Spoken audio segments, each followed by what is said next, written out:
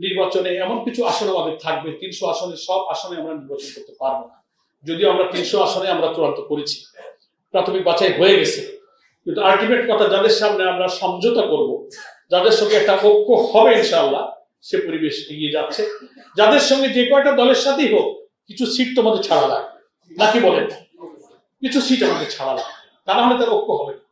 তা আমি যেমন একটা আইডিয়া আমাকে দিয়েছেন সম্ভাবনা দেখে, যে এমনও হতে পারে সমঝোতা করতে করতে শেষ পর্যন্ত প্রায় 100 আসন আমাদের ছেড়ে দিতে হতে পারে। আমাদেরকে বলছেন মাইন্ড সেট রাখবে, কমপক্ষে 200 আসনে আমরা ইনশাল্লাহ ইলেকশন করব। 150 কিছু, মানে 150 না, 200 যদি থাকে বা যদি বেশি থাকে, হয়তো 100 বা তার কিছু কমও যদি ছাড়ি, তাহলে এমন কিছু আসন থাকবে যে আমাদের ছেড়ে দিতে হবে। অথবা সেই আসনগুলো নতুন কখনো আমরা ইলেকশন করিনি, যে তার সম্ভাবনা একেবারেই ক্ষীণ, এরকম 2-4টা আসনও কিন্তু থাকতে পারে।